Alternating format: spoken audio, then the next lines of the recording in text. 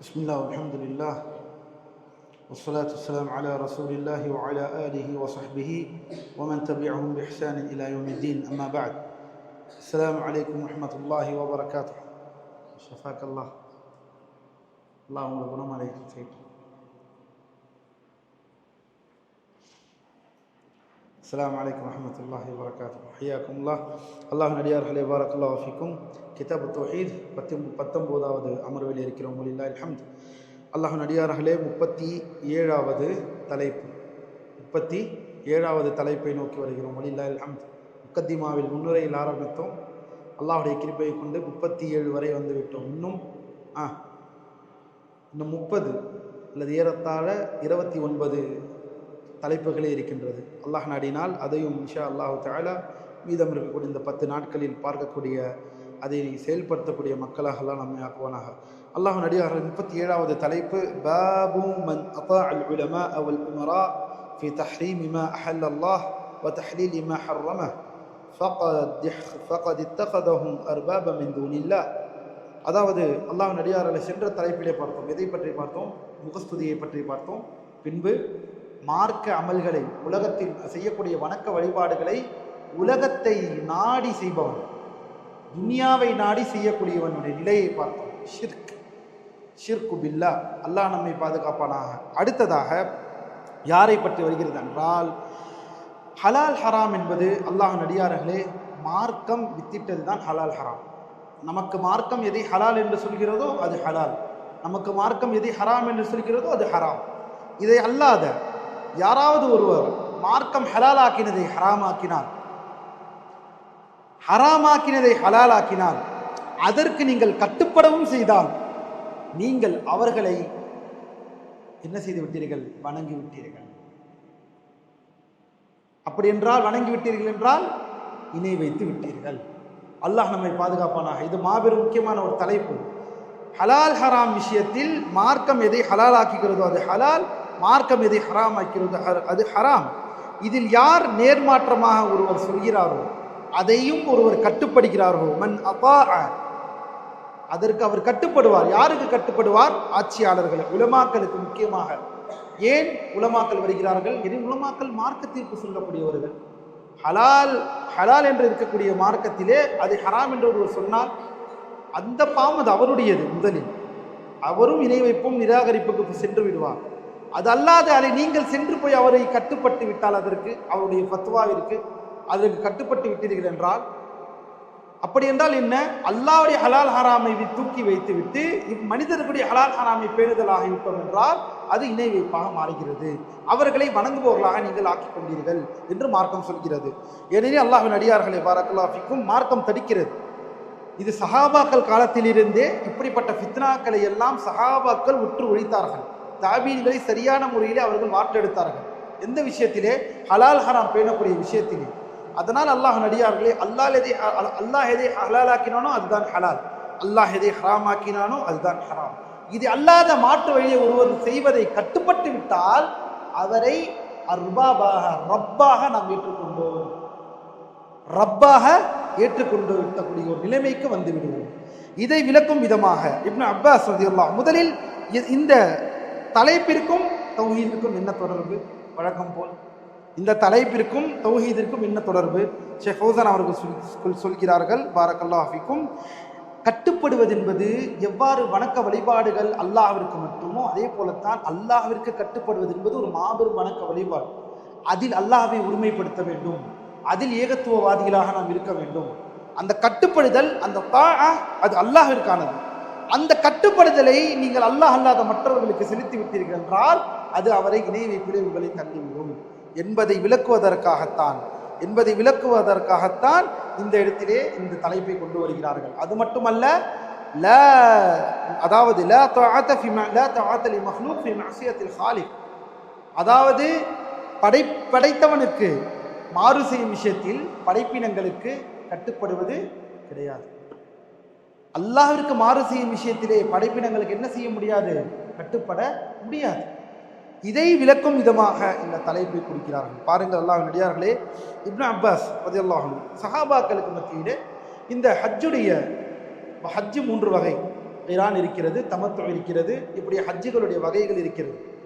அந்த ஹஜ்ஜுடைய அந்த செய்யக்கூடிய வகைகளில் ஹஜ்ஜு தமத்து, அதாவது உம்ராவையும் ஹஜ்ஜையும் சேர்த்து செய்யக்கூடிய அந்த வணக்க வழிபாடுகளில் சஹாபாக்கள், அங்கு இருக்கக்கூடிய தாபியீன்கள் சஹாபாக்களுக்கு மத்தியிலேயே அவர்கள் ஆலோசனை செய்து கொண்டிருக்கும் பொழுது இப்னு அப்பாஸ் ரலியல்லாஹு அன்ஹு இதுதான் சரியான வழிமுறை, இதுதான் நபி வழிமுறை, நபி ஸல்லல்லாஹு அலைஹி வஸல்லம் ஹஜ்ஜு தமத்துவை செய்திருக்கிறார்கள், நாம் இதைத்தான் நாமும் செய்ய வேண்டும் என்பதை ஆழமாக பதிவு செய்கிறார்கள். ஆனால் மற்றவர்கள் என்ன சொல்கிறார்கள்?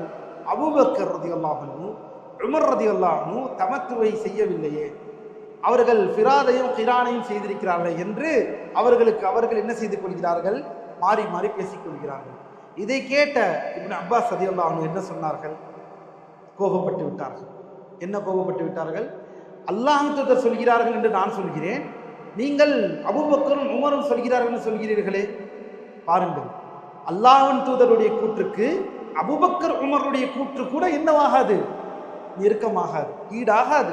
அதுதான் அல்லாஹ் தூதர் ஸல்லல்லாஹு அலைஹி வஸல்லம். பாருங்கள், அல்லாஹ் தூதருடைய மார்க்க அந்த சட்டத்திட்டத்திற்கு வேறு யாரையும் அங்கே கொண்டு வரவில்லை இப்னு அப்பாஸ் ரலியல்லாஹு அன்ஹு. அது ஒரு மாபெரும் ஒரு உபதேசம்.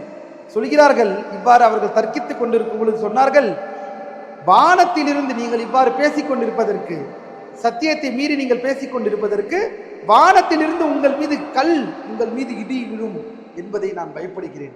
கல் உங்கள் மீது விழும், பாறைகள் உங்கள் மீது அல்லாஹ்வின் மீது வேதனையாக உங்கள் மீது வந்து விழும் என்று நான் பயப்படுகிறேன்.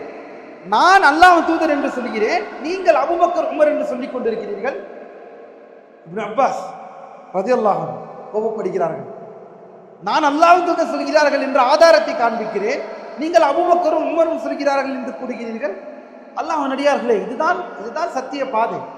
சஹாபாக்களாக இருந்தாலும் அல்லாஹ் தூதர் ஸல்லல்லாஹு அலைஹி வஸல்லம் அவருடைய கூற்றிற்கு முக்கியமாக எதிலே இருக்கும்?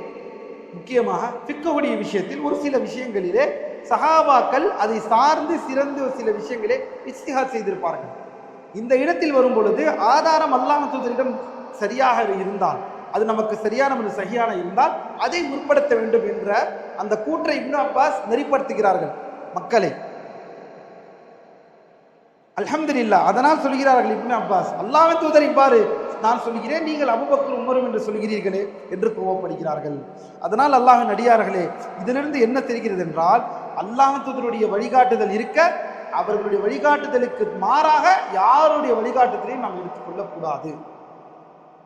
சஹாபாக்களுக்கே இந்த நிலைமை என்றால் இதை யோசித்துக் கொள்ளுங்கள். உடனடியாக இந்த இடத்திலே வழிகெட்டவர்கள் பாருங்கள், சஹாபாக்கள் நிலைமை இதுதான். அப்படி என்றால் மைக்கை போட்டு பேசக்கூடிய உங்களுடையதை நாங்கள் கேட்க வேண்டும்.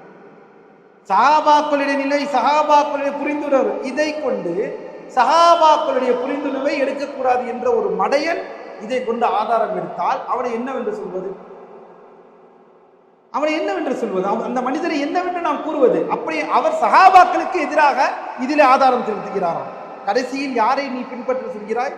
கடைசியில் நீ யாரை தக்லீத் செய்ய சொல்கிறாய்? உன்னை. சஹாபாக்களுடைய புரிந்துணர்வு வேண்டாம். எதிலே இந்த இடத்துல இருக்கிறது? ஒரு ஃபிக்ஹுடைய விஷயத்திலே சஹாபாக்கள் விஷயத்திலே இருக்கிறது. எந்த கொள்கை விஷயமோ, வித சார்ந்த விஷயமோ, அடிப்படை கொள்கை விஷயமோ, மார்க்க உசூலுகளிலேயோ ஒருபோதும் சஹாபாக்கள் அந்த மாணவியை என்ன செய்ய மாட்டார்கள்? முரண்பட மாட்டார்கள். ஏன்? அது ஃபிக்ஹாக இருந்தாலும் சரி, ஒரு சில நன்மை தீமையை அறிந்து சஹாபாக்கள் ஒரு சில இடங்களை இஜ்திஹாத் செய்திருப்பார்கள். அதையும் மற்ற சஹாபாக்கள் அந்த இடத்திலே நெறிப்படுத்திக் கொள்வார்கள். இதுதான், இவ்வளவுதான் இந்த விஷயம். ஆனால் நீங்கள் உங்களுடைய ஹவா நஃப்ஸிற்காக இப்படிப்பட்ட அசறுகளை எல்லாம் எடுத்துக்காட்டி பார்த்தீர்களா? சஹாபாக்கள் இப்னு அப்பாஸே ரலியல்லாஹு அன்ஹு அவர்களே சொல்கிறார்கள். சரி, அப்படி என்றால் யாரை எடுத்துக்கொள்வது? எங்களுடைய நாங்கள் சொல்வதை கேட்டுக்கொள்ளுங்கள், நன்றாக இருக்கும், வழி தவறி விடுவீர்கள். அல்லாஹ் நம்மை பாதுகாப்பானாக. அதே போல் அல்லாஹ்வின் அடியார்களே, அஹ்மத் இப்னு ஹம்பல் ரஹிமஹுல்லாஹ் பாருங்கள், அவரும் இதே போல ஒரு விஷயத்தை சொல்கிறார்கள். அவர்கள் காலத்தில் சுஃபியான் அஸ்-ஸௌரி மாபெரும் ஒரு இமாம், எவ்வாறு இமாம் அஹ்மத் ரஹிமஹுல்லாஹ் ஒரு பெரும் இமாமோ, அவர்களுடைய காலத்தில் இமாம் சுஃபியானும் ஒரு இமாமாக இருந்தார்கள் ரஹிமஹுல்லாஹு தஆலா. அதாவது பார்த்தீர்கள் என்றால் அவர்களுக்கு முன்னால் வாழ்ந்தவர்கள் சுஃபியான், அவர்கள் காலத்தில் அல்ல, சுஃபியான் அஸ்-ஸௌரி ரஹிமஹுல்லாஹ். சுப்ஹானல்லாஹ். அஹ்மத் ரஹிமஹுல்லாஹ் அந்த மக்களை எச்சரிக்கிறார்கள். இந்த கூட்டத்தை பார்த்து எனக்கு ஆச்சரியமாக இருக்கிறது.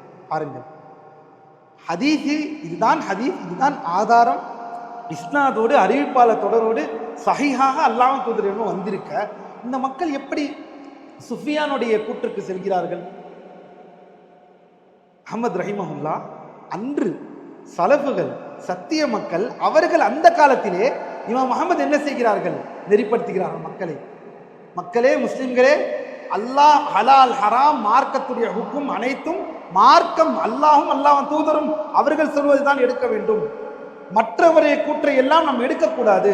எனக்கு ஆச்சரியமா இருக்கிறது. இந்த கூட்டம் சஹீஹான ஹதீஸ் வந்திருக்கிறது, அறிவிப்பாளர் தொடரோடு சஹீஹாக இருக்கிறது. இதை எடுத்துக்கொள்ளாமல் எப்படி இவர்கள் சுஃபியான் பின்னாடி செல்கிறார்கள்?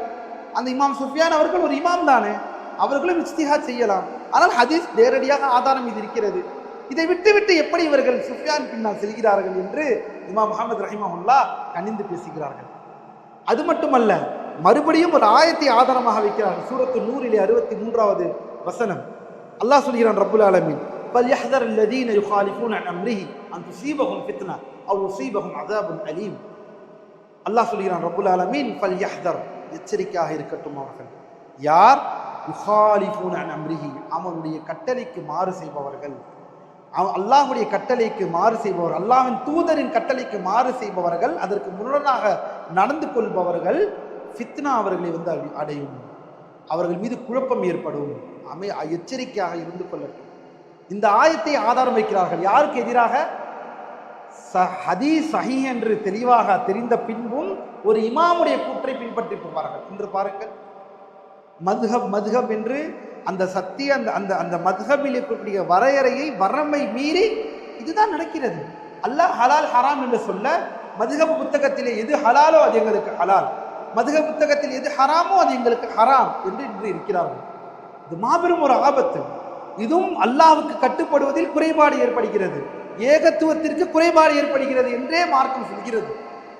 மதுஹபுடைய புத்தகத்தை பிடித்துக் கொண்டு நவவி ரஹிமஹுல்லா குர்ஆன் இருக்கும், ஹதீஸ் இருக்கும், அரபி மொழி தெரியாது, எதுவும் தெரியாது, ஆனால் ஒரே ஒரு புத்தகத்தை வைத்திருப்பார், மஜ்மூவை, பழைய புத்தகம். அது அந்த புத்தகத்தை துறந்து அதில் என்ன இருக்கிறதோ அதுதான் மார்க்கம். இமாம் நவவி ரஹிமஹுல்லா ஷாஃபி மதுஹப் என்றால் இமாம் நவவி, ஹனஃபி மதுஹப் என்றால் ஃபத்தாவல் ஹிந்தியா, ஃபத்தாவல் ஹிந்தியா புத்தகத்தை வைத்திருப்பார்கள். அதை தொடர்ந்து அதில் நீ என்ன சொன்னாலும் சரி, குர்ஆனை காட்டினாலும் சரி, அதற்கு எங்கள் உலமாக்கள் ஒரு விளக்கம் தந்திருப்பார்கள். அதற்கு ஹதீஸாக இருந்தாலும் சரி, இந்த புத்தகத்தில் என்ன இருக்கிறது? இதுதான் தக்லீத், இதுதான் குருட்டுமான, அதாவது குருட்டுத்தனமாக பின்பற்றுவது. இதை மார்க்கம் வன்மையாக கண்டிக்கிறது. இப்னு அப்பாஸ் என்ன சொன்னார்கள் ரலியல்லாஹு அன்ஹு? உங்கள் மீது கல் வந்து இறங்கும் என்று நான் பயப்படுகிறேன், பாறை உங்களை வந்து அடிக்கும் என்று நான் அஞ்சுகிறேன். அல்லாஹ் தூதர் என்று சொல்கிறேன், நீங்கள் அபூபக்கர் உமர் என்று சொல்கிறீர்களா? அப்படி என்றால் மற்றவர்கள் அபு ஹனீஃபா, மாலிக், ஷாஃபிஈ, அஹ்மத், இவர்கள் எல்லாம் எங்கே இருக்கிறார்கள்? இமாம் அஹ்மத் சொல்கிறார்கள், என்ன இந்த கூட்டம், ஹதீஸ் சஹீஹா இருக்கிறது, இவர்கள் என்ன இவரை போய் பின்பற்றுகிறார்கள், சுஃபியானை போய் பின்பற்றுகிறார்கள் இந்த கூட்டம் என்று கணிந்தார்கள். அல்லாஹ் நடிகார்களே, மார்க்கம் ஆதாரம், மார்க்கம் என்றால் ஆதாரம், தெரிந்து கொள்ளுங்கள். பாரக்கல்லாஹு ஃபீக்கும். மேலும் சொல்கிறார்கள், இந்த இடத்துல ஃபித்னா என்ற வார்த்தை என்னவாக இருக்கும்? இணை வைப்பு. அல் ஃபித்னத்து ஷிர்க். எனவே இணை வைப்பு கூட வந்து ஒரு மனிதரை அகற்றிவிடும். மேலும் இந்த இடத்திலே சொல்கிறார்கள், ஏனெனில் அல்லஹு இதா ரத்த பஅத கௌலிஹி, அல்லாஹ்வின் தூதர் ஸல்லல்லாஹு அலைஹி வஸல்லம் அவருடைய கூற்றை, அவர்களுடைய அந்த சத்தியத்தை ஒருவன் மீறினால், முரண்பட்டால், அவனுடைய உள்ளத்தில் அழிவு ஏற்படும், அவனுடைய கல்வியில் வழிகேடு உருவாகி அதனால் அவன் வழிகட்டு விடுவான். அந்த சத்தியம், ஏனெனில் சத்தியத்தை அவன் ஏற்றுக்கொள்ளவில்லை. ஹதீஸ் இதுதான் நிற்கிற சகோதரே, இதுதான் ஆதாரம். பாருங்கள், இப்படியெல்லாம் அவ்வாபின் என்ற தொழுவைக்கெல்லாம் ஆதாரம் இல்லை, இதுதான் ஆதாரம். ஜக்காத்திற்கு இதுதான் ஆதாரம். பாருங்கள், அல்லாஹ் தூதர் சொல்கிறார்கள், சஹாபாக்கள் செயல்படுத்தியிருக்கிறார்கள். அல்ல, அந்த புத்தகத்தில் என்ன இருக்கிறதோ அதுதான் எனக்கு. அல்லாஹ் நம்மை பாதுகாப்பானாக. அந்த ஹலால் ஹராம் விஷயத்தில் குர்ஆனையும் ஹதீஸையும் பார்ப்பதற்கு கூட உங்களுக்கு இது என்ன? அப்போ ஆலிமும் நீங்கள் படித்தீர்கள், என்ன அரபி மொழி கற்றீர்கள்? தக்லீத். அல்லாஹ் நம்மை பாதுகாப்பானாக. அல்லாஹ் நடிகார்களே, அதே போல பாருங்கள், அன் அதி இப்னு ஹாத்திம் ரலியல்லாஹு அன்ஹு, இந்த ஆயத்தை பாருங்கள். நாம் ஏற்கனவே இந்த ஆயத்தை படித்திருக்கிறோம். சூரத்து தௌபாவிலே 31வது வசனம். அதாவது அல்லாஹ்வின் தூதர் ஸல்லல்லாஹு அலைஹி வஸல்லம் பாரக்கல்லாஹு ஃபீக்கும் அன்னஹு சமீஅ நபி, அதி இப்னு ஹாத்திம் ரலியல்லாஹு அன்ஹு சொல்கிறார்கள், அல்லாஹ்வின் தூதர் என்னிடம் இந்த ஆயத்தை ஓதிக்கொண்டிருந்தார்கள். அந்த ஆயத்தை நான் கேட்டேன். என்ன ஆயத் அது? இத்தகது அஹ்பாரஹும் வ ருஹ்பானஹும் அர்பாப மின் தூனில்லாஹ். والمسيح ابن مريم وما أمروا إلا ليعبدوا إلها واحدا لا إله إلا هو سبحانه عما يشركون. இந்த ஆயத்தை ஓதும் பொழுது அல்லாஹ்வின் தூதரிடம் அதி இப்னு ஹாத்திம் ரஹிமஹுல்லா அவர்கள் கேட்கிறார்கள். இதற்கு முன்னால் கிறிஸ்துவத்திலே இருந்தவர்கள். அவர்கள் இந்த ஆயத்தை ஓதும் பொழுது என்ன ஆயத்து, அது என்ன அர்த்தம்? அல்லாஹ் தூதர் ஓதுகிறார்கள், அந்த மனிதர்கள் தங்களுடைய துறவிகளையும் தங்களுடைய பாதிரியார்கள் இந்த உலமாக்களையும் என்னவாக எடுத்துக்கொண்டார் என்றால், அல்லாஹை தவிர்த்து உலமாக்களாக, அதாவது ஒரு வணக்க ரப்பாக ஏற்றுக்கொண்டார்கள். யாரை? துறவிகளையும் அந்த பாதிரியார்களையும் அந்த மாங்க் என்று சொல்லப்படக்கூடிய அந்த துறவிகள், அந்த உலமாக்கள், அவர்களுடைய மதத்தின் அந்த உலமாக்களை ரப்பாக அவர்கள் ஏற்றுக்கொண்டார்கள் என்று அந்த ஆயத்தை ஓதுகிறார்கள். யார்? அல்லாஹ் தூதர் ஸல்லல்லாஹு அலைஹி வஸல்லம் ஓதுகிறார்கள். இதை ஓதினதற்கு பிறகு மேலும் இந்த ஆயத்திலே அல்லாஹ் சுப்ஹானஹு வ தஆலா சொல்கிறான், மஸீஹ் இப்னு மரியம் அலைஹிஸ்ஸலாம் அவருடைய மகனார் ஈசா அவர்கள் அல்லாஹ்வை வணங்க சொல்வதற்காகவே வந்தார்கள். அவர்களை ஆனால் இவர்கள் வணங்கி விட்டார்கள். இல்லா லியஅபுது இலாஹன் வாஹிதா. இந்த இடத்திலே இந்த ஆயத்தை ஓதும் பொழுது அதி இப்னு ஹாத்திம் அல்லாஹ் தூதரிடம், யா ரசூலல்லாஹ், துறவிகளையும் அந்த உலமாக்களையும் ரப்பாக ஏற்றுக்கொண்டார்கள் என்று ஆயத்து வருகிறதே, நாங்கள் அவர்களை வணங்கவில்லையே என்று அல்லாஹ் தூதரிடம் அவர்கள் சொல்கிறார்கள். இந்த ஆயத்திற்கு நாங்கள் அவர்களை வணங்கவில்லையே, ஆயத்தில் எவ்வாறு வருகிறது? ரப்பாக அவர்கள் ஏற்றுக்கொண்டார்கள். அதற்கு அல்லாஹ் தூதர் அழகான ஒரு கேள்வியை கேட்டார்கள். ரப்பாக ஏற்றுக்கொள்ளவில்லையா? சரி, என்ன? அல்லாஹ் தூதர் கேட்கிறார்கள், பாரக்கல்லாஹு ஃபீக்கும், அல்லாஹ் ஹராமாக்கினதை அவர்கள் ஹலாலாக்கினார்களா? அல்லாஹ் ஹலாலாக்கினதை அவர்கள் ஹராமாக்கினார்களா? அதை ஹராமாக்கினதை நீங்கள் ஏற்றுக்கொண்டீர்களா? ஆமாம், இதுதான் வணக்கம், வணங்கி விட்டீர்கள் நீங்கள். அப்படி என்றால் என்ன? வணக்க வழிபாடு என்பது ஃபௌசான் சொல்கிறார்கள், வெறுமன சஜிதா செய்வதில் மட்டும் அல்ல, ஒருவனுக்கு தொழுவது மட்டும் அல்ல, ஒருவருக்கு நின்று உம்ரா செய்வது மட்டும் அல்ல. அல்லாஹ்விற்கு வணக்கம் என்பது இந்த மாதிரியான வணக்க வழிபாடுகள் மட்டுமல்ல. அல்லாஹ் ஹலாலாக்கினதை ஹராமாக்குவது, அல்லாஹ் ஹராமாக்கினதை ஹலாலாக்குவதை அதை ஏற்றுக்கொள்கிறான் என்றால், இந்த கிறிஸ்தவர்கள் ஏற்றுக்கொண்டது போல் என்னவாகிவிடும்? வணங்கி விட்டார்கள். தில்க இபாதத்துஹும் என்று சொன்னார்கள் அல்லாஹ். அப்படி என்றால் என்ன? ஏனெனில் அவர்களுக்கு ஆச்சரியம், நாங்கள் சஜிதாவும் செய்யவில்லை, நாங்கள் எதுவும் செய்யவில்லையே, நாங்கள் அவர்களை வணங்கவில்லையே என்று கேட்டார்கள். அப்படியா? இதுதான் அந்த வணக்கம். ஹலால் ஹராமை நீங்கள் அல்லாஹ்வுக்கு வரம்பு மீறி அல்லாஹ்வுக்கு முரண்பட்டவரை நீங்கள் எடுத்துக்கொண்டீர்கள். அல்லாஹ் நம்மை பாதுகாப்பானாக. அல்லாஹ்வின் அடியார்களே, அதனால் ஹலால் ஹராம் விஷயத்தில் கவனமாக இருக்க வேண்டும். மார்க்கம் அல்லாஹ்வும் அல்லாஹ்வின் தூதரும் தான் நமக்கு ஹலால் ஹராமை காட்டி தந்திருக்கிறாரே தவிர, ஆனால் அல்லாது வேறு யாராவது ஒரு ஹலால் ஹராமை சொல்ல அதை நாம் ஏற்றுக்கொண்டோம் என்றால் இணை வைப்பு. 38வது தலைப்பு. அல்லாஹ்வின் அடியார்களே, பாரக்கல்லாஹு ஃபீக்கும். அல்லாஹ் சுப்ஹானஹு வ தஆலா தன்னுடைய திருமறையை இந்த ஆயத்தை சூரத்து நிசாவிலே இருக்கக்கூடிய ஆயத்தை இந்த இடத்திலே நூலாசிரியர் அவர்கள் பதிவு செய்கிறார்கள். மிக முக்கியமான ஒரு ஆயத். அல்லாஹ்வின் அடியார்களே, பாரக்கல்லாஹு ஃபீக்கும், அல்லாஹ் சொல்கிறான், ரப்புல் ஆலமீன், அலம் தர இலல் லதீன யஸ்உமூன அன்னஹும் ஆமனூ பிமா உன்ஸில இலைக வமா உன்ஸில மின் கப்லிக யுரீதூன அன் யதஹாகமூ இலத் தாகூத் வகத் உமிரு அன் யக்ஃபுரு பிஹி வயுரீது ஷைத்தானு அன் யுதில்லஹும் ضلالا பஈதா. அல்லாஹ்வின் அடியார்களே, சூரத்து நிசாவிலே 60வது வசனம். இந்த வசனம் மிக முக்கியமான ஒரு வசனம். அல்லாஹ்வின் தூதரை தீர்ப்பாளியாக ஆக்காமல் இருப்பவர்கள், அல்லாஹ்வின் தூதரிடம் தீர்ப்பை நாடி செல்லாமல் இருப்பவர்களுடைய எச்சரிக்கை. ஒரு முஸ்லிம் அவனுக்கு அல்லாஹ்வின் தூதரை எந்த அளவிற்கு அவன் கட்டுப்பட வேண்டும், அல்லாஹ்வின் தூதருக்கு கட்டுப்படுவது என்பது என்னவென்றால் அவர்களை தீர்ப்பாளியாக எடுத்துக்கொள்ள வேண்டும். நமக்கு மத்தியில் ஏற்படக்கூடிய பிரச்சனைகளுக்கு தீர்ப்பாளி அல்லாஹ்வின் தூதர், இந்த மார்க்கம். அதை ஒருவன் ஏற்றுக்கொள்ளாமல் இருக்கிறான் என்றால் அது மாபெரும் ஒரு வழிகேடில் இருக்கிறான். இன்னும் சொல்ல போனால் அந்த நிலை ஒருவனை குஃப்ரிலே கொண்டு போய் தள்ளிவிடும். இதை விளங்கும் விதமாகத்தான் இந்த 38வது தலைப்பை நாம் பார்க்கிறோம். அதாவது அல்லாஹ்வின் அடியார்களே, பாரக்கல்லாஹு ஃபீக்கும், ஷேக் ஃபௌசான் அவர்கள் இந்த இடத்திலே கூறுகிறார்கள், இந்த தலைப்பிற்கும் இந்த தௌஹீதிற்கும் என்ன சம்பந்தம் என்று சொல்லும் பொழுது சொல்கிறார்கள், அதாவது தௌஹீத், இந்த ஏகத்துவத்தை பார்த்த நாம், இந்த ஏகத்துவத்தின் மிக முக்கியமான ஒரு அம்சம் அல்லாஹ்வின் தூதரை தீர்ப்பாளியாக வைப்பது. ஸல்லல்லாஹு அலைஹி வஸல்லம் அவர்களுடைய தீர்ப்பை முழு மனதாக ஏற்று நடந்து கொள்வது, இது முஸ்லிமின் கடமையாக இருக்கிறது. எத்தனை பேர் நாம் இன்று இருக்கிறோம்? அல்லாஹ்வின் தூதர் இவ்வாறு சொல்கிறார்கள் என்றால், இதற்கு இதுதான் தீர்வு என்று சொல்கிறார்கள் என்றால், அதை ஏற்றுக்கொள்வதற்கு மனமில்லை என்றால் மாபெரும் வழிகேடு நமக்கு சூழ்ந்திருக்கிறது. அல்லாஹ்வின் அடியார்களே, அல்லாஹ் நம்மை பாதுகாப்பான். மாபெரும் வழிகேடு அது.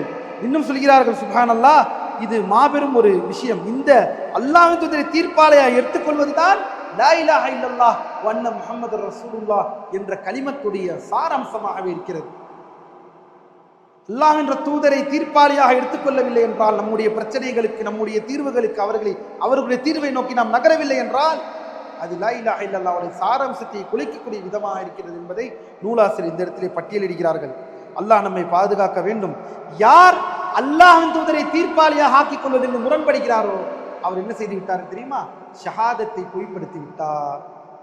வண்ண முஹம்மது ரசூலுல்லாஹ் என்று சொல்லப்படக்கூடிய அந்த ஷஹாதத்தை பொய் சொல்லிவிட்டார், பொய்யாக்கி விட்டார் என்று மார்க்கம் நமக்கு எச்சரிக்கை செய்கிறது. மேலும் அல்லாஹ்வின் அடியார்களை சூரத்துல் நூரிலே, அதாவது சூரத்து நிசாவிலே இந்த 60வது வசனம் ஒரு மாபெரும் ஒரு கதையினால், ஒரு சம்பவத்தினால் இறங்கிய ஒரு வசனம். என்ன வசனம்? அதை நாம் பார்ப்போம் இப்போது. அல்லாஹ்வின் அடியார்களை பாரக்கல்லாஹு ஃபீக்கும், நாம் எல்லோருமே அறிந்த ஒரு விஷயமாக இருக்கிறது. அறிந்திருப்போம் இன்ஷா அல்லாஹ் தஆலா. சில பேர் அறிந்திருக்கலாம். ஒரு நாள் ஒரு முனாஃபிக்கிற்கும், ஒரு நயவஞ்சகத்திற்கும், ஒரு நயவஞ்சகக்காரருக்கும், ஒரு யகூதிக்கும், ஒரு யூதருக்கும் சிறு கருத்து வேறுபாடு நிகழ்கிறது. அவர்களுக்கு மத்தியிலே கருத்து வேறுபாடு முரண்படுகிறார்கள். இந்த விஷயத்திலே அவர்களுக்கு தீர்ப்பு வேண்டும். இந்த விஷயத்திலே தீர்ப்பு வேண்டும் சொல்லும் பொழுது அதில் இருக்கக்கூடிய யூதர் சொல்கிறார், வாங்கள் நாம் முகமதிடம் செல்வோம். ஏனெனில் அந்த இடத்திலே ஹதீஸில் இந்த இடத்திலே தெரிகிறது, அந்த யூதர் அறிந்திருக்கிறார், முஹம்மது என்பவர் நீதமாக நடந்து கொள்வார், அவர் லஞ்சம் வாங்க மாட்டார். லா லிஅன்னஹு உரிஃப அன்னஹு லா யஅஹுது ரிஷ்வா, அவர் லஞ்சம் வாங்க மாட்டார். வா, அந்த முனாஃபிக்கை அழைக்கிறார் யூதர், வா நாம் முஹம்மதிடம் சென்று தீர்ப்பை பெற்றுக்கொள்வோம் இந்த பிரச்சனையில் என்று சொல்கிறார்கள். அதற்கு அந்த முனாஃபிக் சொல்கிறான், அல்ல, கஅப் இப்னு அஷ்ரஃபிடம் செல்வோம், நான் முஹம்மதிடம் வரமாட்டேன், கஅப் இப்னு அஷ்ரஃபிடம் செல்வோம். என்ன கஅப் இப்னு அஷ்ரஃப் என்பது ஒரு மாபெரும் ஒரு யஹூதி, ஒரு தீயவன். அவனிடம் நாம் செல்வோம். ஏனெனில் அவனை பற்றி அவன் அந்த முனாஃபிக் அறிந்திருக்கிறான். என்ன அறிந்திருக்கிறான்? அவன் ஒரு மட்டுமல்லாத ஒரு குறி சொல்லக்கூடியவன், ஒரு காஹின். அந்த கஅப் இப்னு அஷ்ரஃப் என்பவன் என்ன? ஒரு காஹின். காஹின் என்றால் குறி சொல்பவன், சூட்செயர் அல்ல, நாம் குறி சொல்பவன். மேலும் அவன் அறிந்திருக்கிறான், அவன் லஞ்சம் வாங்கக்கூடியவன், அவன் சாதகமாக காசை வாங்கி கொண்டு சாதாரணமாக தீர்ப்பு சொல்லக்கூடியவன். இவ்வாறு இருக்கும் பொழுது பாரக்கல்லாஹு ஃபீக்கும், இந்த அவர் முடிவு பண்ணவுடன் ஃபத்தஃபகால நியத்தியா, அதை அவன் ஒற்றுக்கொண்டான். யார்? அந்த யூதன் ஒற்றுக்கொண்டான். சரி வா நாம் செல்வோம், இதற்கு தீர்ப்பை நீ சொல்வது போல் அந்த கஅப் இப்னு அஷ்ரஃபிடமே, அந்த குறி சொல்பவனிடமே செல்வோம் என்று சொல்லும் பொழுது இந்த ஆயத் இறங்குகிறது. அல்லாஹ்வின் தூதருக்கு, நீ அவர்களை பார்க்கவில்லையா நபியே? உன்னையும் உனக்கு இறக்கப்பட்ட இந்த வேதத்தையும், உனக்கு முன்னால் இறக்கப்பட்டதும் உனக்கு இறக்கப்பட்ட இந்த வேதத்தை அவர்கள் தூக்கி தூர போட்டு விட்டு யாரிடம் அவர்கள் செல்கிறார்கள்? தாகூத்துகளை, அல்லாஹ் அல்லாத வணங்கப்படக்கூடிய இப்படிப்பட்ட இந்த குறி சொல்பவர்களை எல்லாம் தீர்ப்பாளியாக வைத்துக் கொண்டிருக்கிறார்கள். இதை நீ பார்க்கவில்லையா என்று அல்லாஹ் சுப்ஹானஹு வ தஆலா சூரத்து நிசாவிலே 60வது வசனத்தை இறக்குகிறான். இதை நீ பார்க்கவில்லையா? மேலும் வகத் உமிரு அன் யக்ஃபுரு பிஹ், அவர்களுக்கு கட்டளையிடப்படுகிறது அவர்கள் இவர்களை நிராகரிக்க வேண்டும் என்று. ஆனால் அவர்களோ இவர்களை தீர்ப்பாளியாக எடுத்துக்கொண்டிருக்கிறார்கள். நபியே, நீ இவர்களை பார்க்கவில்லையா? சுப்ஹானல்லாஹ், அல்லாஹ்வுடைய ஆயத் இறங்குகிறது. அந்த யூதன் சொன்னான் முஹம்மதிடம் செல்வோம் என்று, ஆனால் அவன் வழிகெடுத்து விட்டான். வா நாம் கஅப் இப்னு அஷ்ரஃபிடம் செல்வோம், அந்த குறி சொல்பவனிடம், காஹினிடம். அவன் எனக்கு சாதகமாக தீர்ப்பு சொல்வான் என்ற காரணத்தினால். அல்லாஹ் நம்மை பாதுகாப்பானாக. அல்லாஹ்வின் அடியார்களே, இந்த ஆயத் இதற்காக இறங்கினது என்பதை பெரும்பாலான உலமாக்கள் இந்த இடத்திலே குறிப்பிடுகிறார்கள். மேலும் இந்த ஹதீஸை, இந்த சம்பவத்தை இந்த இடத்திலேயே முன்வைக்கிறார்கள். இந்த நூலிலே பின்னால் வருகிறது. அல்ஹம்துலில்லாஹ், அதை இப்போதே பார்த்து விட்டோம். இந்த ஆயத்திற்கு வேறு ஒரு சம்பவம் சொல்கிறார்கள். இது உமர் ரலியல்லாஹு அன்ஹு சம்பந்தப்பட்டது. இதே பிரச்சனை நடந்ததாம். இரு மனிதர்களுக்கு மத்தியில் இதே பிரச்சனை நடந்தது. அவர்கள் நடந்திருக்கும் பொழுது ஒருவர் சொல்கிறார் முஹம்மதிடம் செல்வோம், இன்னொருவர் சொல்கிறார் கஅப் இப்னு அஷ்ரஃபிடம் செல்வோம். கஅப் இப்னு அஷ்ரஃபிடம் செல்வோம் என்று சொல்கிறார்கள். பின்பு இருவருமே உமரிடம் செல்கிறார்கள் ரலியல்லாஹு அன்ஹு. உமர் ரலியல்லாஹு அன்ஹு செல்கிறார்கள். அவர்கள் நடந்ததை பற்றி சொல்கிறார்கள். உமர் ரலியல்லாஹு அன்ஹு சொல்கிறார்கள், யார் அது அல்லாஹ்வின் தூதரிடம் செல்ல மாட்டேன் என்று சொன்னது என்று கேட்கிறார்கள். நான் தான் சொன்னேன் என்று சொல்கிறார்கள். அப்படிதான் நீ சொன்னாயா? நீ அல்லாஹ்வின் தூதரிடம் தீர்ப்பு கேட்க மாட்டாய் என்று சொன்னாயா என்று சொல்லவுடன் ஆம் என்றவுடன் அவரை வெட்டி விட்டார்கள். உமர் ரலியல்லாஹு அன்ஹு அவர்களை வெட்டி விட்டார்கள். ஃபகதலஹு என்ற இந்த அசர் இந்த இடத்திலே வருகிறது. மார்க்கம் எந்த அளவிற்கு சஹாபாக்கள், அல்லாஹ்வின் அடியார்கள், இதெல்லாம் ஒரு இஸ்லாமிய ஆட்சியில், ஒரு சஹாபாக்கள் அவருடைய இஸ்லாமிய ஆட்சியில் நடக்கக்கூடிய விஷயங்கள். இதெல்லாம் இன்று அமானிலே வாழ்ந்து கொண்டிருக்கக்கூடிய ஒரு, அதாவது இந்த நாட்டிலே நாம் வாழக்கூடிய இந்த விஷயத்தில் எல்லாம் வழிகட்டவர்கள், ஹவாரிஜ் சிந்தனை உடையவர்கள் எல்லாம் இப்படிப்பட்ட அசர்களை தவறான முறையில் புரிந்து கொள்ளக்கூடாது. ஏனெனில் இது அவர்களை வழிகேட்டிற்கு தள்ளிவிடும். இங்கே கொலை செய்தார்கள், இங்கே அவர்கள் வெட்டினார்கள், இதெல்லாம் ஒரு இஸ்லாமிய ஆட்சியில் அல்லாஹ்வின் தூதர் ஸல்லல்லாஹு அலைஹி வஸல்லம் அவர்கள் இருந்தது சஹாபாக்கள் அந்த காலத்தில் நடந்த ஒரு விஷயம். அப்படிப்பட்ட சூழ்நிலை இருந்தாலே மட்டும்தான் அதற்கான தண்டனை நிறைவேற்ற முடியுமே தவிர, இந்த நாட்டில் இருக்கிறீர்கள் என்றால் அதற்கான கால சூழ்நிலை, அதற்கான அந்த வழிமுறையை பின்பற்றி, முக்கியமாக இந்த எக்ஸ்ட்ரீமிசம் என்று சொல்லப்படக்கூடிய இந்த தீவிரவாதம், பயங்கரவாதத்திற்கு முற்றிலும் இஸ்லாம் எதிரானது என்ற அந்த கருத்தை நாம் ஊங்கி ஒலித்து சொல்ல வேண்டிய கடமையை இந்த காலத்தில் நாம் இன்று இருந்து கொண்டிருக்கிறோம். இதையெல்லாம் தவறாக எடுத்துக்கொண்டு தவறான முறையிலே புரிந்து கொண்டு மூளை செலவை செய்யப்பட்டு இன்று நிறைய பேர் வழிகேட்டிலே இருந்து கொண்டிருக்கிறார்கள். இப்படிப்பட்ட இந்த விஷயங்களில் இதை தனியாக வகுப்பெடுத்து இதை பற்றி படிக்க நாம் கடமைப்பட்டிருக்கிறோம். அல்லாஹ்வின் அடியார்களே, அல்லாஹ் நம்மை பாதுகாப்பானாக.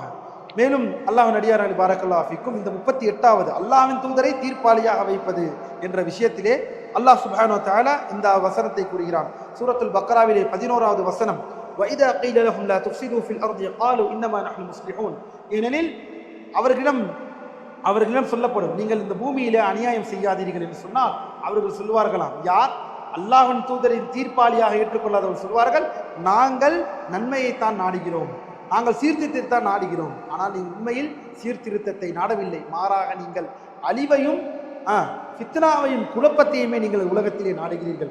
மேலும் சூரத்துல் ஆராஃபிலே 56வது வசனத்தை சொல்கிறார்கள் நூலாசிரியர், வலா துஃப்ஸிது ஃபில் அர்தி பஅத இஸ்லாஹிஹா. அதாவது சீர்திருத்தம் செய்யப்பட்டதற்கு பிறகு நீங்கள் இந்த இடத்தை, இந்த பூமியை நீங்கள் என்ன செய்யாதீர்கள், குழப்பம் உண்டாக்காதீர்கள். வதுஊஹு ஹௌஃபன் வ தமஆ இன்ன ரஹ்மத்தல்லாஹி கரீபும் மினல் முஹ்ஸினீன். மேலும் அல்லாஹ்வை நீங்கள் அவனிடம் நன்மையை எதிர்பார்த்தும் அவனுக்கு அஞ்சியும் நீங்கள் அவனை வணங்குங்கள், அவனை நீங்கள் அழைத்து பிரார்த்தனை செய்யுங்கள். அவன் நிச்சயமாக அவனுடைய ரஹ்மத் நன்மையை செய்பவர்களுக்கு மிகவும் நெருக்கமாக அருகாமையிலே இருந்து கொண்டிருக்கிறது என்று இந்த ஆயத்தை முன்மொழிகிறார்கள். பின்பு சூரத்துல் மாயிதாவிலே முக்கியமான வசனம், அஃபஹுக்மில் ஜாஹிலியத்தி யப்கூன். அவர்கள் சத்திய மார்க்கம் வந்ததற்கு பிறகு, அல்லாஹ்வின் தூதரை தீர்ப்பாளை எடுத்ததற்கு பிறகு அவர்கள் இஸ்லாத்திற்கு முன்னால் இருக்கக்கூடிய அந்த சட்ட திட்டங்களை அதன்படி செயல்படுத்த வேண்டும் என்று அவர்கள் நினைத்துக் கொண்டிருக்கிறார்களா? அந்த ஜாஹிலியாவுடைய சட்டங்களை எதிர்பார்த்து கொண்டிருக்கிறார்களா என்று அல்லாஹ் கேட்கிறான்.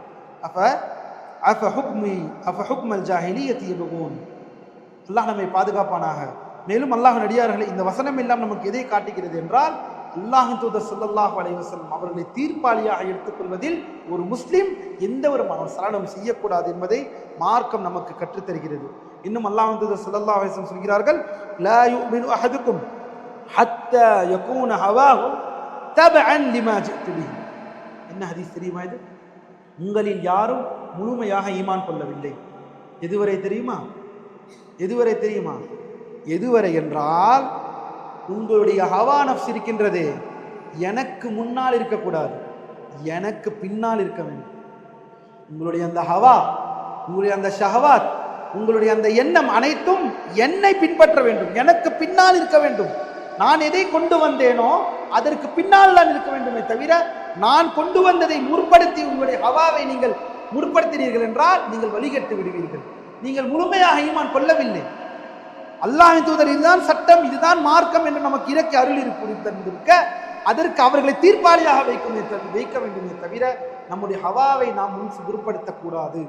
உங்களில் யாரும் முழுமையாக ஈமான் கொள்ளவில்லை. எதுவரை என்றால், நான் எதை கொண்டு வந்தேனோ அதற்கு பின்னால் வர வேண்டும் உங்களுடைய ஹவா, அதற்கு முன்னால் சென்று விடக்கூடாது. சுப்ஹான் அல்லாஹ். இதை இந்த ஹதீஸை பற்றி சொல்லும் பொழுது இன்னும் இந்த ஆயத் நமக்கு தெளிவாக புரிகிறது. ஃபலா வரப்பிக லா யுமினூன் ஹத்தா யுஹக்கிமுக ஃபீமா ஷஜர பைனஹும். அல்லாஹ் சுப்ஹானஹு வ தஆலா சூரத்து நிசாவிலே 65வது வசனம், அவர்கள் உண்மையிலேயே வரப்பிக ரப்பின் மீது ஆணையாக அவர்கள் ஈமான் கொள்ளவில்லை. இதுவரை தெரியுமா? அவர்கள் எதிலே முரண்பட்டிருக்கிறார்களோ அதில் உங்களை தீர்ப்பாளியாக ஆக்கும் வரை. சுப்ஹானல்லாஹ், அல்லாஹ் சொல்கிறான், ஃபலா வரப்பிக லா யுமினூன் சுப்ஹானல்லாஹ் ஹத்தா யுஹக்கிமூக ஃபீமா ஷஜர பைனஹும். அவர்களுக்கு மத்தியிலே முரண்பட்டார்கள் என்றால் அதில் உங்களை தீர்ப்பாளியாக அவர்கள் ஆக்கும் வரை அவர்கள் ஈமான்தாரியாக ஆகவில்லை. சுப்ஹானல்லாஹ், அல்லாஹ் சொல்கிறான் அல்லாஹ் தூதரை பார்த்து. அது மட்டுமல்ல, அந்த தீர்ப்பு கிடைத்தவுடன் அவர்கள் மனநிலை எப்படி இருக்கும் தெரியுமா? அல்லாஹ் தூதரிடம் அந்த தீர்ப்பு கிடைத்தவுடன் அவருடைய மனநிலை, அவர்கள் உள்ளத்தில் சும்மல யஜிது ஃபி அன்ஃபுஸிஹிம் ஹரஜ் மிம்மா கதைத், நீங்கள் எதை தீர்ப்பாக கொடுத்தீர்களோ அந்த தீர்ப்பை முழு மனதோடு ஏற்றுக்கொள்வார்கள். அவர்கள் மனதில் எந்த சலனமும் இருக்காது உங்களுடைய தீர்ப்பில். வயுசல்லிமு தஸ்லீமா, அதை முழுமையாக ஏற்றுக்கொள்வார்கள். இதுதான் மூமினுடைய பண்பு. அல்லாஹ்வின் தூதரை தீர்ப்பாக இருக்கக்கூடியவர்கள் அந்த தீர்ப்பை எடுத்ததற்கு பிறகு அதை முழுமையுமாக மனதாக ஏற்றுக்கொள்வார்கள். அதிலே எந்த சலனமும் செய்ய மாட்டார்கள், எந்த முரணும் இருக்காது. மனப்பூர்வமாக ஏற்றுக்கொள்வார்கள் அல்லாஹ்வின் தூதருடைய தீர்ப்பு என்று. அல்லாஹ் நம்மை பாதுகாக்க வேண்டும். அல்லாஹ்வின் அடியார்களே, அல்லாஹ் நம்மை பாதுகாப்பானாக. அதனால் இந்த அடுத்து வரக்கூடிய இந்த 2 ஹதீஸையும் நாம் முன்னால் பார்த்து விட்டோம். அந்த ஆயத் இறங்கின அந்த காரணத்தை சொன்னோம். அந்த ஒரு முனாஃபிக்கும் ஒரு யகூதியும் அவர்களுக்கு மத்தியிலே முரண்பட்டார்கள். ஒருவர் அல்லாஹ்வின் தூதரை எதிர்பார்த்தார்கள் தீர்ப்பு சொல்வதற்கு, மற்றொருவன் கஅப் இப்னு அஷ்ரஃப் என்ற குறி சொல்பவனை தீர்ப்பாளியாக வைக்க பார்த்தார். அதை கேட்டு அவரும் சென்று விட்டார். இதற்காக ஆயத் இறங்கினது என்பதை பார்த்தோம். அல்ஹம்துலில்லாஹ், அல்லாஹ்வின் அடியார்களே, அப்படிப்பட்ட மக்களாக நம்மை ஆக்குவானாக. பிதஅத் என்று சொல்கிறோம், அல்லாஹ்வின் தூதரை தீர்ப்பாளியாக எடுங்கள். இதை இணை வைப்பு என்று சொல்கிறோம், அல்லாஹ்வின் தூதரை தீர்ப்பாளியாக எடுங்கள். நம்மளுக்கு இருக்கக்கூடிய பிரச்சனை, அல்லாஹ் சொல்கிறான், அல்லாஹ் தூதர் சொல்கிறான், இருந்தாலும் எங்கள் இமாம் சொன்னாரே, இருந்தாலும் ஷேக் அப்துல்லா ஜமாலி சொல்லிவிட்டாரே, இருந்தாலும் அந்த ஃபுலான் இந்த ஃபுலான் இந்த மனிதர் அவர் மனிதர் சொல்லிவிட்டாரே, நீங்கள் ஈமான் கொண்டவர்கள் அல்ல. ஏனெனில் நீங்கள் அல்லாஹ்வின் தூதரை தீர்ப்பாளியாக எடுத்துக்கொள்ளவில்லை. என்னதான் எடுத்துக்கொண்டு போய் பாருங்கள், ஆதாரம் தாருங்கள். அல்லாஹ்வின் தூதரை தீர்ப்பாளி, நீங்களும் நானும் முரண்படுகிறோம் சகோதரர். இது இணை வைப்பு என்று சொல்கிறோம், இது பிதஅத் என்று சொல்கிறோம், இது குஃப்ர் என்று சொல்கிறோம். அல்லாஹ்வையும் தூதரையும் தீர்ப்பாளியாக வைப்போம், குர்ஆனை தீர்ப்பாளியாக வைப்போம், அல்லாஹ்வின் தூதர் சுன்னாவை தீர்ப்பாளியாக வைப்போம். ஏன் ஒத்துக்கொள்ள மாட்டேங்கிறீர்கள்? அப்படி இல்லை என்றால் எங்களுக்கு எதிராக நீங்கள் ஆதாரத்தை சமர்ப்பியுங்கள். நானும் ஏற்றுக்கொண்டுதான் ஆக வேண்டும், யாராக இருந்தாலும் என்ன. அதனால் அல்லாஹ்வின் அடியார்களே, ஃபலா வரப்பிக லா யுமினூன் ஹத்தா யுஹக்கிமூக ஃபீமா ஷஜர பைனஹும். அல்லாஹ் நம்மை பாதுகாப்பானாக. அல்லாஹ்வின் தூதரை தீர்ப்பாளியாக எடுக்கக்கூடிய மக்களாக அல்லாஹ் நம்மை ஆக்குவானாக. மேலும் அது தௌஹீதிலே மிக முக்கியமான ஒரு அம்சமாக இருக்கிறது. அதனால் தான் நூலாசிரியர் அவர்கள் அல்லாஹ்வின் தூதரை தீர்ப்பாளியாக எடுத்துக்கொள்வதை இந்த இடத்திலே வைக்கிறார்கள். ஷஹாதத்தைன் 2 ஷஹாதத்துடைய சாரம்சமாக இருக்கிறது என்று நூலாசிரியர் குறிப்பிடுகிறார்கள். அல்ஹம்துலில்லாஹ். 37வது தலைப்பு என்ன பார்த்தோம்? இதற்கு முன்னால் ஹலால் ஹராமுடைய விஷயம், இதையும் ஞாபகம் வைத்துக் கொள்ளுங்கள். அல்ஹம்துலில்லாஹ் 38வது தலைப்பை முடித்து விட்டோம். அல்லாஹ் நாடினால் நாளை இன்ஷா அல்லாஹ் 39வது தலைப்பு, பாபு மன் ஜஹத ஷைஅன் மினல் அஸ்மாஇ வ ஸிஃபாத்தி. அல்லாஹ்வுடைய திருநாமங்கள், அல்லாஹ்வுடைய பண்புகளை மறுக்கக்கூடியவர்கள், அதை மறுத்தால் என்ன நிலை? அது ஒரு இறை நிராகரிப்பு, தௌஹீதை குறைக்கூடிய, தௌஹீதை அழிக்கக்கூடிய விஷயம். அல்லாஹ் நாடினால் நாளை பார்ப்போம் இன்ஷா அல்லாஹ். அஸ்மா வ ஸிஃபாத்திலே உள்ளே நுழைகிறோம். பிஇذنில்லாஹி ரப்பில் ஆலமீன். சுப்ஹானக்கல்லாஹும்ம வ பிஹம்திக அஷ்ஹது அல்லா இலாஹா இல்லா அன்த அஸ்தக்ஃபிருக வ அத்தூபு இலைக். அஸ்ஸலாமு அலைக்கும் வ ரஹ்மத்துல்லாஹி வ பரகாத்துஹு.